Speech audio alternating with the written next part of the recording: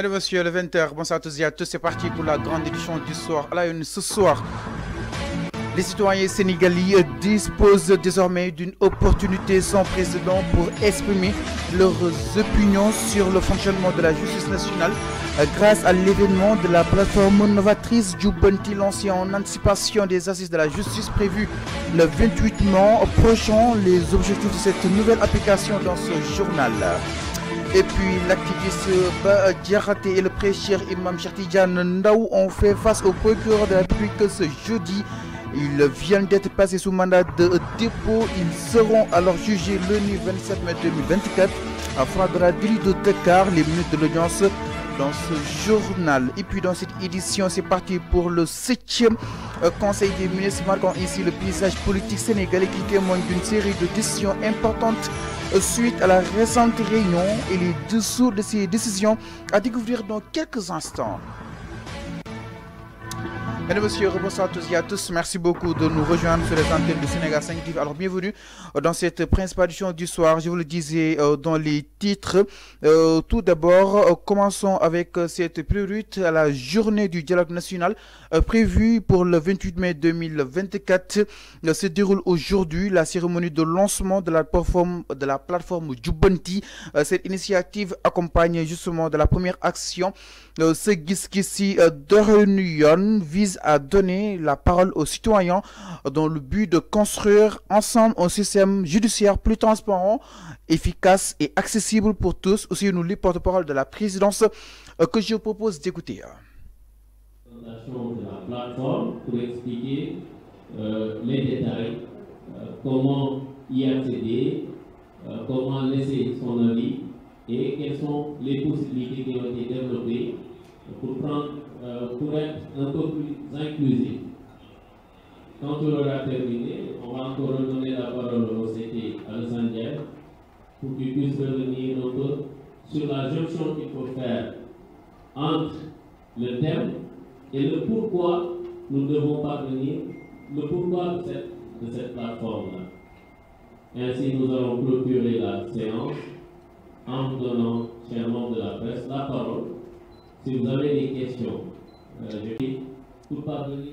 Aussi, nous lit à l'instant, mesdames, messieurs, et nous y restons toujours par rapport à ces réformes de la justice. Ibrahim Seck, coordinateur du Forum civil, récemment interpellé le président Bassirou Diomaye Diakhar Faye sur les rapports de l'inspection générale d'État IGE. Dans un tweet, Ibrahim Seck a adressé au chef de l'État, Bassirou Diomaye Diakhar Faye, justement, qui a exprimé son inquiétude quant à l'inaction apparente concernant ces rapports depuis le discours présidentiel du 3 avril. Monsieur le Président de la République, les rapports de l'inspection générale d'État ne devraient plus être sous le coude depuis votre adresse le 3 avril 2024. Nous n'avons senti aucune exécution de leur part, a-t-il déclaré sur son compte Twitter. Autre chose, mesdames et messieurs, dans l'actualité, c'est l'activiste Bah Diakhaté et le prêcheur Imam Cheikh Tidiane Ndao ont fait face au procureur de la République aujourd'hui. Ce jeudi, ils viennent d'être placés sous mandat de dépôt. Ils seront alors jugés le lundi 27 mai 2024 en flagrant délit. Pour mémoire, le 20 mai 2024, le procureur de la République près le tribunal de grande instance de hors classe de Dakar a saisi la division des investigations criminelles au fond de recherche et d'interpeller justement l'activiste Bah Diakhaté. Nous y restons toujours, mesdames et messieurs, cette arrestation de Bah Diakhaté. L'appel appelle à se mobiliser pour la libération justement de leurs membres. Tout de suite, un communiqué qui nous est lu par Gassama. Retour de parquet pour Bah Diakhaté et Imam Cheikh Tidiane Ndao qui avaient été déférés au parquet ce mercredi ont bénéficié d'un retour de parquet. Le défèrement au parquet de Bah Diakhaté et Imam Cheikh Tidiane Ndao n'a pas été décisif ce mercredi. Ils ont bénéficié d'un retour de parquet. Ils devront donc être ramenés au tribunal de Dakar ce jeudi. De nouveau fait face au procureur de la République, renseigne 5 TV. Retour de parquet. Alors donc l'appel à une mobilisation totale pour exiger la libération de leurs militants Diakhaté. Alors pour prévenir justement les inondations est bien plus efficace que de devoir en gérer les conséquences. Une mauvaise gestion de ce problème est souvent perçue comme un signe d'incompétence. Conscient de cette réalité, le ministre de l'Urbanisme, de l'Aménagement des territoires et des collectivités territoriales, Moussa Bal Fofana, a pris des mesures proactives justement pour éviter de telles situations cette année. Et puis autre chose dans l'actualité, madame, monsieur, on en sait un peu plus justement sur les délits que l'on reproche au maire de Sindia, Thierno Diagne: blanchiment de capitaux, détention de faux billets de banque, usage de faux dans un document administratif, mars 2022, escroquerie sur les grandes sommes. Gassama est revenu en détail sur justement ces faits. Reportage.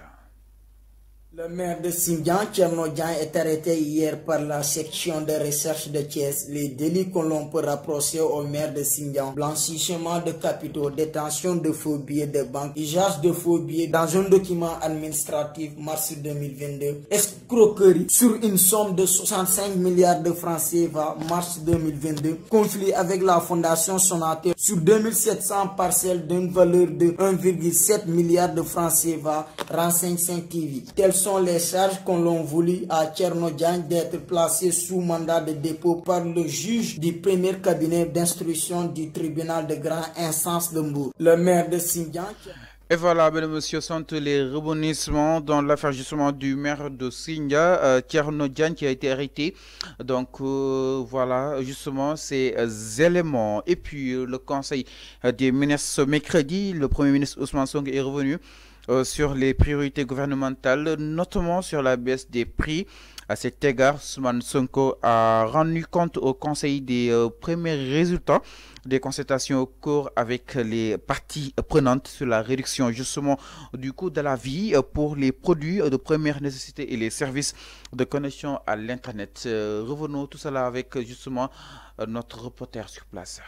En conseil des ministres ce mercredi, le premier ministre revient sur les priorités gouvernementales, notamment sur la baisse des prix. À cet égard, Ousmane Sonko a rendu compte au conseil des premiers résultats des concertations en cours avec les parties prenantes sur la réduction du coût de la vie pour les produits de première nécessité et les services de connexion à l'internet, rapport 5 TV. Il a aussi donné au ministre concernant des orientations en vue de la baisse du train de vie de l'État, avec notamment les démarches à entreprendre pour la récupération de son patrimoine foncier. Il a également indiqué la nécessité d'accorder une attention d'urgence au programme de construction des logements sociaux. En conseil des ministres. Merci beaucoup Gassama. Et dernière minute, le nouveau président sénégalais se rendra à Paris. Bassirou Diomaye Diakhar Faye, après 2 mois de son investiture, ce déplacement s'inscrit dans le cadre d'un sommet de l'Alliance du vaccin co-organisé par la France et l'Union africaine. En marge de ce sommet, Bassirou Diomaye Diakhar Faye s'entretiendra avec le président français Emmanuel Macron. Les deux hommes s'étaient déjà entretenus par téléphone au lendemain de la proclamation de la victoire de Diomaye Faye depuis l'élection de Diomaye. Les autorités françaises ont exprimé leur souhait de le voir à Paris en visite en Afrique. Le ministre français des Affaires étrangères a souligné que les nouveaux dirigeants sénégalais sont vivement attendus en France pour une visite économique. Arrivons maintenant à la deuxième partie de votre JT. Tout de suite, la page internationale, et c'est l'affaire de Pape Mora.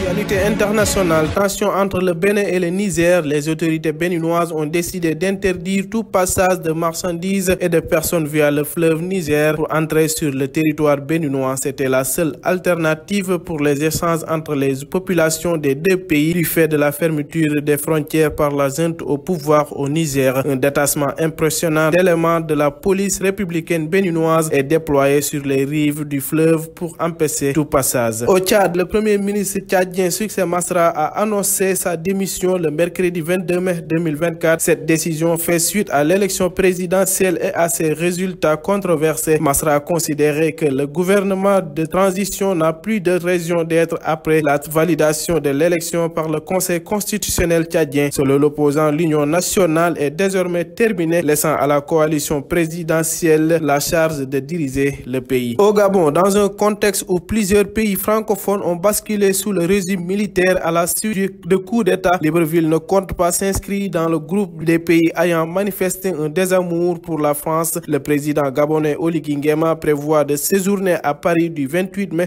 au 2 juin pour son premier voyage officiel hors du continent africain. Brice Colotaire Oligui Nguema sera reçu en France par le président Emmanuel Macron à l'Élysée. Les discussions porteront sur les relations bilatérales, la prévention des richesses naturelles et la réussite du processus de transition. Selon plusieurs observateurs, cette démarche de Brice Colotaire Oligui Nguema vise à légitimer son pouvoir auprès de la France alors que Gabon a été partiellement suspendu du Commonwealth et de l'Union africaine à la suite du putsch. Actualité internationale.